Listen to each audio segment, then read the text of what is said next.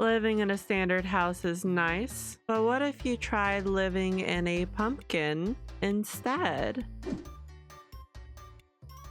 This video is to hopefully inspire some more whimsical / silly stupid fun building ideas for vintage story, but you could apply a lot of this inspiration to any block game like Minecraft or any other game.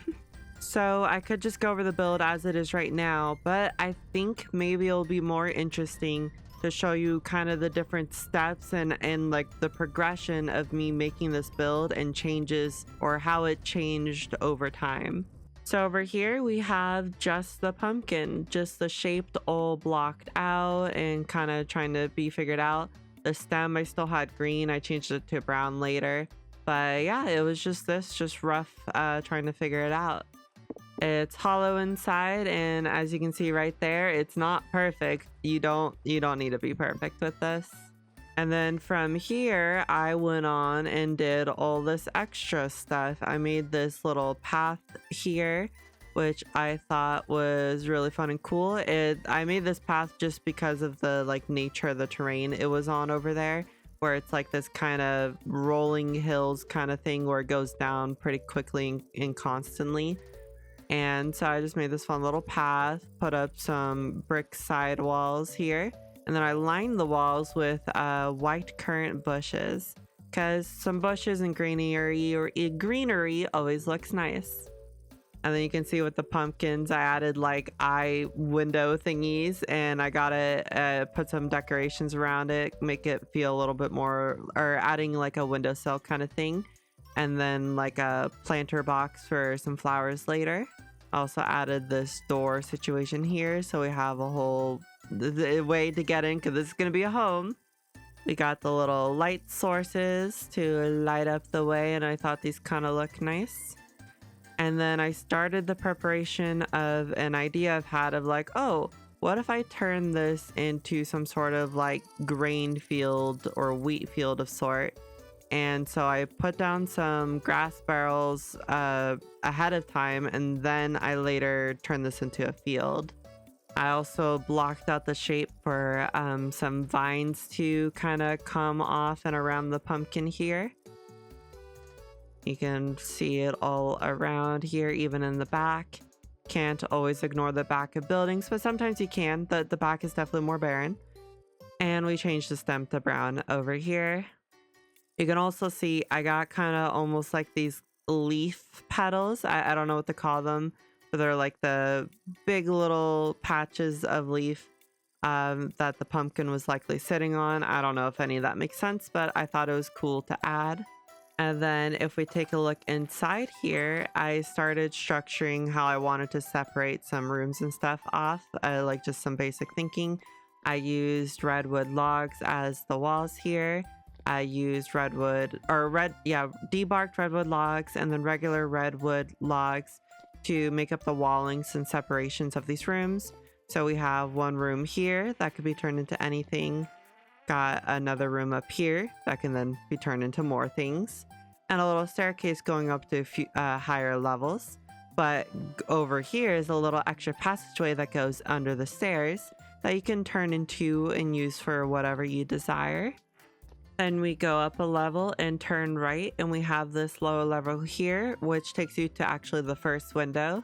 So you can see out the window, you can see the earlier version of the pumpkin. And you have room for stuff. You have room for so many activities, like a lonely painting on the wall.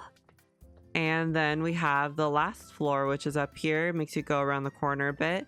Room for more activities, of course. And this is how you see the second window. Then we go up here, and this is where you could just put a little bedroom in this weird, funny little spot. But this is like the start of like the interior area. I kind of did the weird little window eyes kind of off like kiltered from each other, just on the spot for funsies. And that actually is what inspired me to do this inside layout, because I was like, I actually want like a floor to reach both windows, but they're at different levels. And so that's what encouraged me to do this funny little different level system here, which like I built this out first, and then there's room under here. So I was like, okay, then I can block these off with walls and have these under areas down here. And then I made this flooring out of bauxite polish. Oh yeah, I should say what the general of the pumpkin's made out of. It's made out of bauxite block or bauxite rock. So if you did want to make a pumpkin like this as your house, you're gonna, in survival mode, you're gonna want a good amount of access to bauxite rock. But moving on here, we then go over to the next stage where I like saved progress. And it looks pretty close to what we already have as the final version. We got a wheat field that got created. I spread out some orange mallow flowers to kind of break up the field. That was also the point of the hay bales, is to break up the field and not be all like super homogeneous. And having hay bales in the middle of the field, I think kind of make a little bit of sense. I don't know. And then I wrapped it around with some wood fence, but didn't connect it.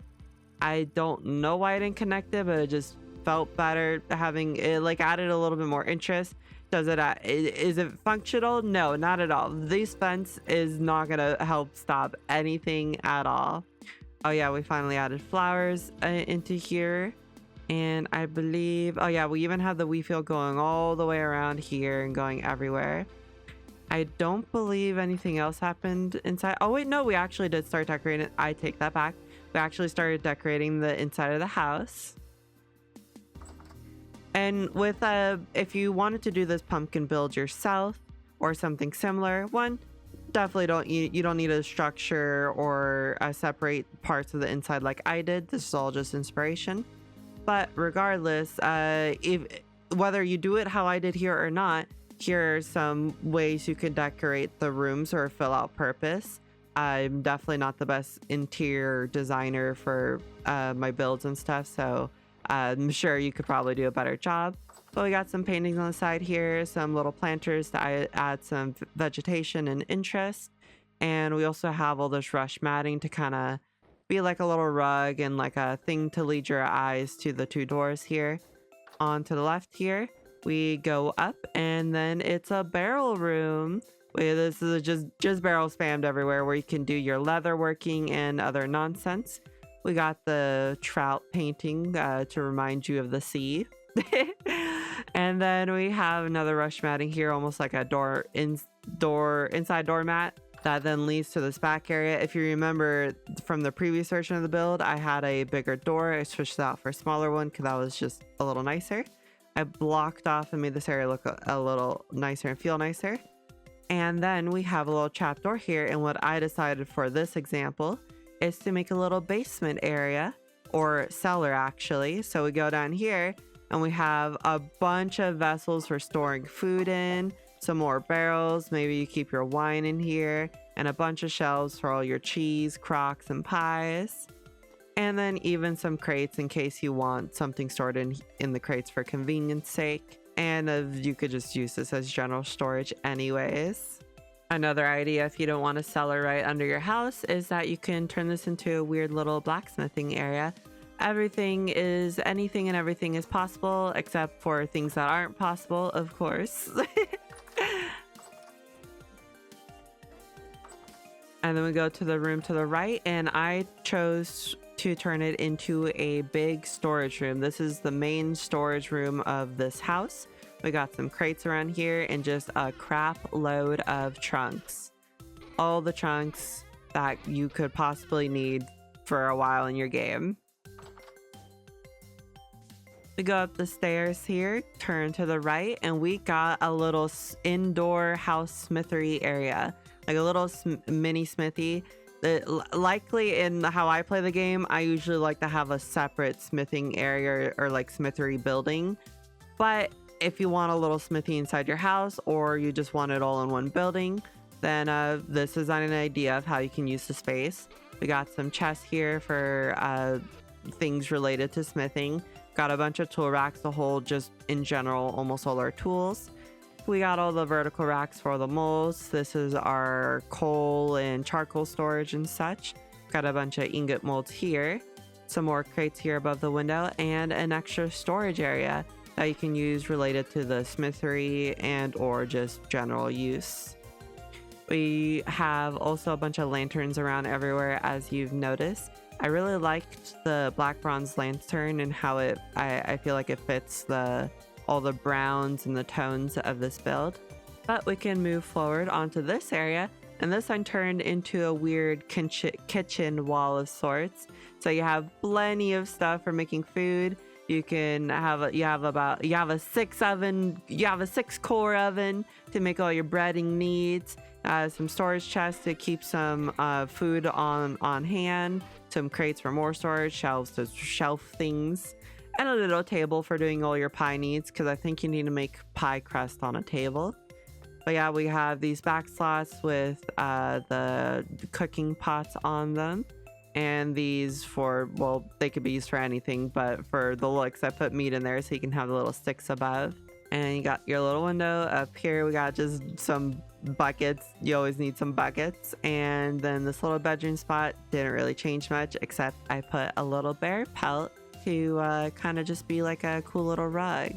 But as I keep saying, you can put anything you want in this house. I definitely sometimes split up a lot of those purposes, especially the smithery being a different spot. Sometimes I have storage in a different building, but it just depends how you play. This pumpkin house can fulfill a lot of needs in terms of having stuff inside. And look, you can see inside the windows and see all the little areas. How cool is that? And now back to the final version here. It is almost the same as the last version in terms of layout and everything. The only difference between this version is actually some chiseling, as you can see. It's not super heavy chiseling, because honestly that can be a lot time consuming and a little annoying sometimes. So this is what I'm dubbing kind of quote unquote minimal chiseling. Very heavy on the quotes. But you end up with still a relatively blocky style, but you still get a little bit more detail and shapes and stuff. So the vines are probably the most quote-unquote detailed part or change. So the vines are a little more viney, but still blocky. And the leaves are now a little bit thinner and feel a little smoother on their like incline and such. And I did bother doing the chiseling for all the vines, even the ones in the back that I didn't have to show you in the video. But I did anyways. If you can't tell, I at first enjoyed chiseling these vines, but by the time I got to the back of these vines, I was heavily considering not chiseling them. I was just so done. I was tired. I was like, nah, but I did it anyways. I also like thinned / made round out the shape for the stem as well. What chiseling also helps with is hiding little things and making things just look a little neater. Because of chiseling I did inside, there's this kind of ugly seam on above here. So with the power of chiseling, I can just have a very thin acacia plank chisel, and that looks nice now. And then we can see the doorway here, also more of the chiseling. I kind of made the doorway taper outward here to kind of meet with the door here. And you'll also probably notice that these like side walls for the path are unchanged. You definitely could go ahead and chisel these more and probably make them look a little more detailed. But honestly, I was pretty satisfied with how they were now. And I am someone that I kind of do like the more blocky look. It has its own charm and is definitely less of a headache and simpler. But we go inside and everything is also way more chiseled. So the door area here has some of the chiseling things going on, taking some chunks out, making the room feel a little bit roomier, and also just smoothing out the transitions between everything. Also, something you might notice to add a bit of depth is that the walls now go in 2 voxels inwards, and that just adds a little bit of depth. It has these like wooden log beams kind of stand out a little bit more, and it makes the door stand out a lot more. And the painting that was up here, I just added a little border around it because it would have looked a little weird otherwise now with the wall receding 2 voxels. And another thing you'll notice is that I made the stairs a little bit finer, smaller voxels. I believe the stairs are made up of, 1, 2, 3, 4 little edges. I don't know what to call them. It also just creates a smoother going up versus the standard 2-edge stair. If we do this, like you can feel it in the camera slightly more, the like kind of bumpiness. It's really not that bad, but you can get a smoother going up with these stairs. Looking to the right over here, basically nothing has changed because there's not much to chisel, and the room is kind of compact and not a lot of room to do stuff. It's just a quick and dirty storage room, so it's fine to be a bit more blocky. And over here, very similarly, there's really not much chiseling going on. At most, oh, okay, I guess there is actually a little bit. So here, there's a little bit of chiseling to hide some stuff. Because this was actually just the red bauxite rock instead of the planks, and you were able to see that from the barrels here. But instead with the chiseling, I made the planks go in partially, but not all the way, because if I made the planks go all the way here, this is actually part of the outside pumpkin wall, and you'd be able to see the planks from outside. So I have to keep a little of this bauxite rock there. But when you have the barrels there, it's harder to notice, and it kind of just feels a little better. We go in here. This is also relatively similar, except, oh wait, actually, I don't think I actually finished this part properly. Whoops. I wanted to do I wanted this to be a little bit more gradual. Some live chiseling on the spot. Yeah, and then we have an issue here where this shows, so this would be a situation where we would want to take the bauxite rock, put it into here, and kind of hide the seam a little. So if we do this, and there we go. Now it looks a little bit better. And I made a little funky little staircase here. The reason this looks weird, why the edge is here, is because then, wait, why did I do that? Wait, can I just actually, oh, that's why. There, right here, it opens up to the outside, and there would be a hole in the build. So for this spot, I had to have it covered, and to kind of make it feel all like the samey, I just followed the theming of that kind of style there. And then if we go down here in the basement, I didn't do any chiseling here either, but I did put support beams. I don't know if that looks good at all or even makes sense. Kind of looks like I'm inside like a weird rib cage, but it adds some interest, that's for sure. Whether that's good interest, that's up to you. Now going upstairs, you can see that the same thing I did with these stairs apply to these and these stairs over here. Then this looks and feels roughly the same. There's probably a few differences that I can't remember, of like maybe block choices and of like weird small things. But one major thing is how the window looks here. It feels a little bit more slim. It actually goes inward a little bit, because this is all within the same block here. That's the same block. And also the glass part goes inwards a little bit too. And in case you don't know how I got this like super clear glass, you just take any glass block or most of the glass blocks that have the border, and you just turn it into a chiseled block, right click it, and it'll just get rid of the borders. So that, in case you didn't know, that's all you have to do. And then I made it a little thinner on both sides to kind of just add interest and depth. And then off to the kitchen area, same, nothing too different. Something that is different is that I have these like chiseled upside down polished bauxite stair kind of thingies for these fire pits to sit on. I did the same thing with the other window, or with this window, as I did with the other window. And we got the smoother stairs here. And the only other difference that you might have been noticing is the smoothing of some of the wall blocks. It's way more noticeable in the ceiling parts, but yeah, just some of that smoothing. Very blocky. You could definitely go ahead and go like way more smaller voxels, like you can go by one, but that's just so much work, and that's usually just not my thing. That like sometimes I might do it for certain things, especially if I'm making a very small detailed thing, but I don't know, I'm fine with the slightly blockier look. It's less of a headache, and I still like it, and it's nice. Also, what you saw there with that breaking, that's a good thing to note if you're ever building with like actual plain rock like this, is that you know how you would get rock is that you would have to carve out all the rock around it and then it will drop itself. Well, you have to deal with that when you're building with it. So like if you end up building, you're like whoop-a-doop-a-doo, Especially if you're making curves or circles, you could be like that. And yeah, when you're trying to carve the shape you want, the block will just pop off sometimes. So you have to put blocks in certain places to make sure they don't pop off. And then when you're chiseling blocks next to these rock blocks, sometimes when like they normally wouldn't be supported, they will like get updated and think they aren't supported and break off, but you can then just replace them.